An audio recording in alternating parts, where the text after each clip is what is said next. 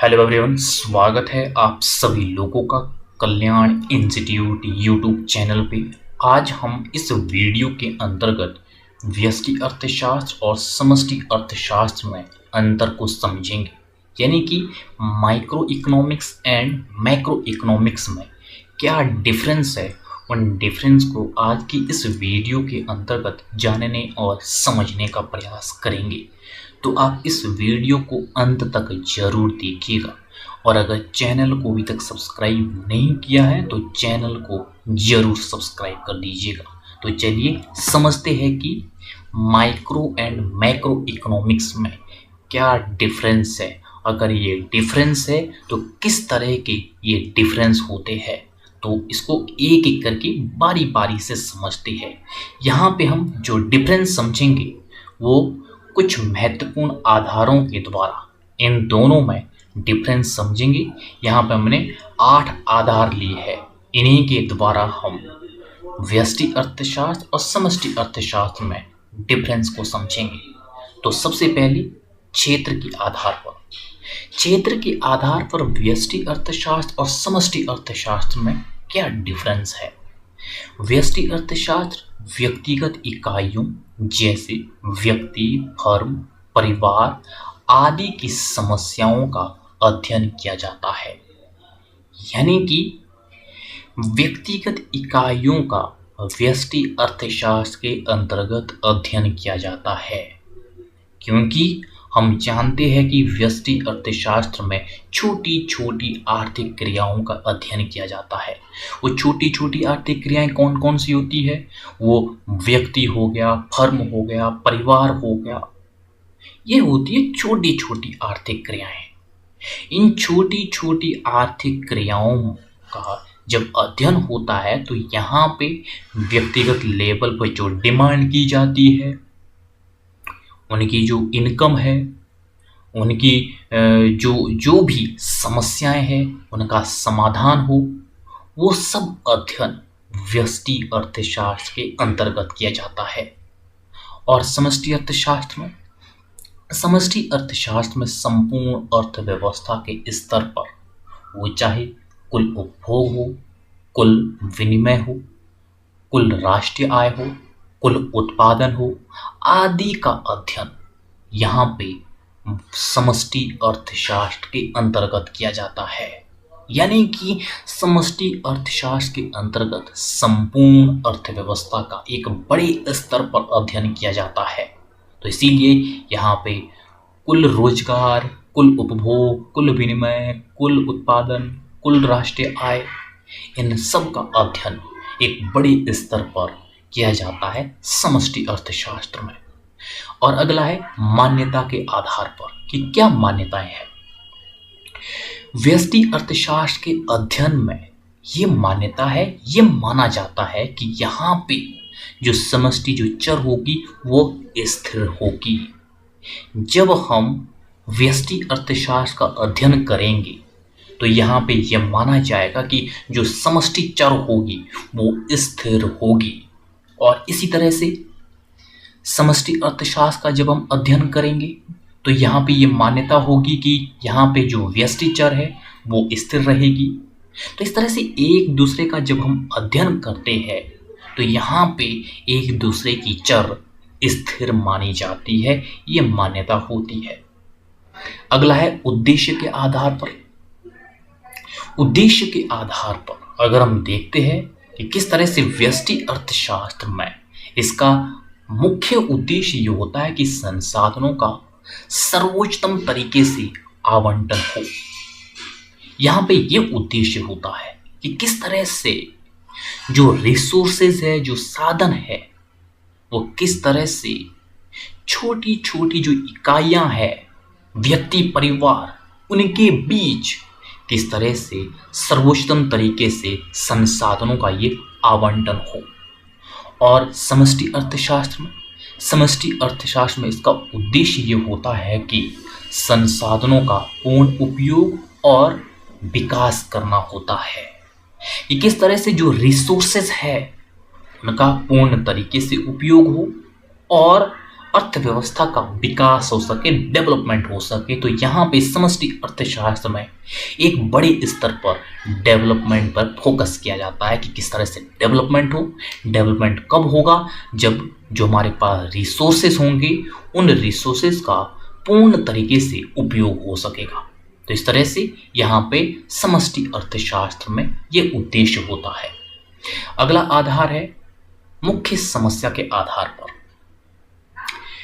व्यष्टि अर्थशास्त्र की मुख्य समस्या होती है कीमत निर्धारण, क्योंकि जो कीमत निर्धारण है वो छोटे लेवल पर होता है, छोटे स्तर पर होता है। तो यहाँ पे मुख्य समस्या यही होती है कि कीमत निर्धारण कैसे हो। कीमत निर्धारण इतना महत्वपूर्ण है जो कहीं ना कहीं आगे हमारी जो डिमांड हो, सप्लाई हो और इनकम हो, वो उन सब को प्रभावित करता है।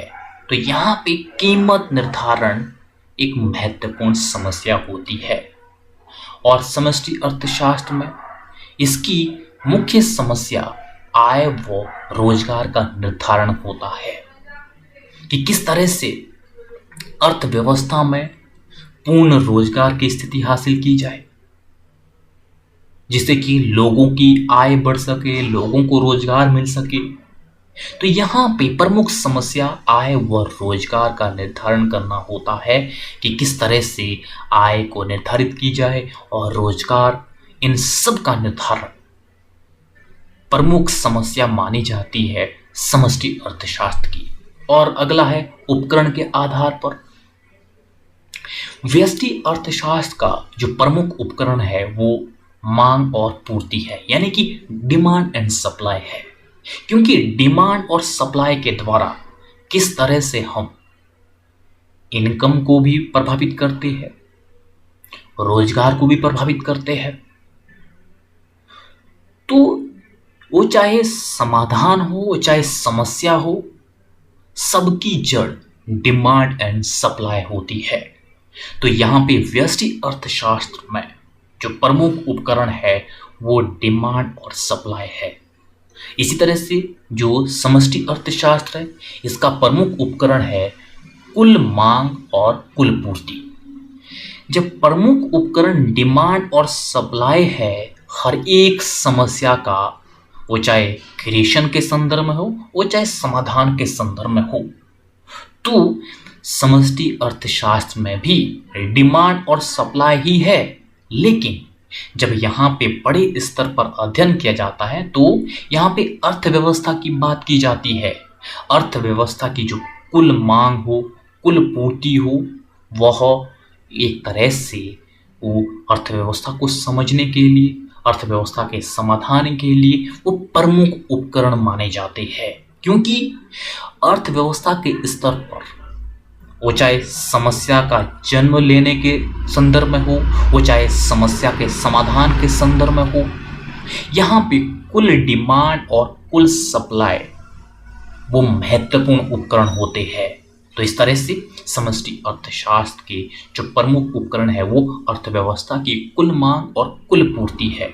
क्योंकि कुल मांग और कुल पूर्ति ही डिमांड को भी प्रभावित करती है, लोगों की इनकम को भी प्रभावित करती है और अर्थव्यवस्था में डेवलपमेंट को भी प्रभावित करेगी। तो इस तरह से ये प्रमुख उपकरण माने जाते हैं। अगला है परिवर्तन के आधार पर। व्यष्टि के परिवर्तन से समष्टि की स्थिरता भी हो सकती है, यानी कि जो व्यष्टि के परिवर्तन है इससे समष्टि की स्थिरता में भी कहीं ना कहीं वो प्रभावित हो सकती है। यदि व्यष्टि लेवल पर वो किस तरह से, व्यष्टि लेवल पर व्यक्ति की आय, व्यक्तिगत किस तरह से उद्योगों में रोजगार की स्थिति, संसाधनों का बंटवारा और फर्म का उत्पादन, अगर ये परिवर्तित है तो समष्टि लेवल की जो स्थिरता है वो भी प्रभावित होगी। अगर व्यक्तिगत इनकम में गिरावट आएगी तो कहीं ना कहीं जो राष्ट्रीय आय है उसमें भी गिरावट आएगी, तो जो स्थिरता है वो प्रभावित होगी। और जो समष्टि अर्थशास्त्र में क्या देखा जाता है, समष्टि की जो स्थिरता है वो व्यष्टि की बनावट में जरूरी नहीं है वो प्रभाव डाले। यानी कि समष्टि अर्थशास्त्र में किस तरह से जो व्यष्टि का परिवर्तन है वो तो पड़ सकता है, लेकिन जो समष्टि का प्रभाव है वो व्यष्टि की अर्थशास्त्र पर नहीं पड़ता है। जरूरी नहीं है कि वो पड़े ही, क्योंकि जब समष्टि लेवल पर अगर हम देखें कि राष्ट्रीय आय बढ़ने लगे तो जरूरी नहीं है कि व्यष्टि लेवल पर लोगों की व्यक्तिगत आय भी बढ़े। तो इसीलिए यहाँ पे व्यष्टि की बनावट में परिवर्तन का अभाव पाया जाता है, परिवर्तन का प्रभाव यहाँ पे नहीं पड़ता है। तो जब राष्ट्रीय उत्पादन में वृद्धि हो, राष्ट्रीय आय में वृद्धि हो और जो कुल उपभोग है उसमें वृद्धि हो, तो जो व्यष्टि की जो छोटी छोटी इकाइयां हैं, व्यक्ति परिवार है, तो क्या जो बड़े लेवल पर जो इनकम इंक्रीज हुई है, प्रोडक्शन इंक्रीज हुआ है, क्या छोटे लेवल पर भी वो प्रभाव पड़ेगा? ऐसा जरूरी नहीं है। तो इसीलिए जो समष्टि की जो स्थिरता है उस स्थिरता से व्यष्टि की जो बनावट है वो बनावट में परिवर्तन का प्रभाव नहीं पड़ता है। तो इस तरह से यहाँ पे हम ये देख पाते हैं कि व्यष्टि के परिवर्तन से समष्टि पर प्रभाव पड़ सकता है, लेकिन समष्टि के परिवर्तन से व्यष्टि के परिवर्तन पर कोई प्रभाव नहीं पड़ता है, या ना के बराबर पड़े, या ऐसा नहीं हो सकता कि प्रभाव पड़े ही समष्टि का व्यष्टि पर। और अगला है विरोधाभास के आधार पर। ये किस तरह से है? जो व्यष्टि अर्थशास्त्र है, व्यष्टि अर्थशास्त्र में किस तरह से व्यष्टि लेवल पर जो बचत होती है, सेविंग होती है, वो लाभकारी होती है। यानी कि बचत एक तरह से लाभकारी होती है, वो चाहे परिवार, फर्म, वो व्यक्ति, इनके लिए बचत लाभकारी होती है। जब ये बचत करते हैं तो वो भविष्य में आगे चल करके वो अपनी वो आवश्यकताओं, जरूरतों को पूरा कर लेते हैं, तो इस रूप में वो लाभकारी होती है। अगर हम समष्टि अर्थशास्त्र में देखते हैं, समष्टि अर्थशास्त्र में समष्टि लेवल में जो बचत है, सेविंग है, वो अलाभकारी होती है। वो किस तरह से? संपूर्ण लेवल पर इसलिए बचत अलाभकारी होती है क्योंकि यहाँ पे बचत होने पर इन्वेस्टमेंट कम होगा। जब लोग बचत करेंगे, जब मार्केट में पैसा सर्कुलेट नहीं होगा और लोग अपने पास होल्ड करके पैसा रखेंगे तो मार्केट में नहीं आएगा, तो इससे क्या होगा? इन्वेस्टमेंट नहीं बढ़ेगा। इन्वेस्टमेंट नहीं बढ़ेगा, उत्पादन नहीं होगा, रोजगार में कमी होगी और अर्थव्यवस्था का डेवलपमेंट नहीं होगा। तो इस रूप में अर्थव्यवस्था की दृष्टि से, संपूर्ण अर्थव्यवस्था की दृष्टि से जो बचत है वो अलाभकारी होती है। तो इस तरह से ये एक विरोधाभास है। एक और तो बचत लाभकारी होती है और एक और बचत अलाभकारी होती है। अगला है संबंध के आधार पर। व्यष्टि अर्थशास्त्र मुख्यतः एक व्यक्तिगत फर्म अथवा उद्योग में उत्पादन तथा कीमत निर्धारण से संबंधित है। यानी कि जो व्यष्टि अर्थशास्त्र है, व्यष्टि अर्थशास्त्र एक व्यक्तिगत फर्म अथवा जो उद्योग होता है, उद्योग में उत्पादन तथा कीमत का निर्धारण से संबंधित है।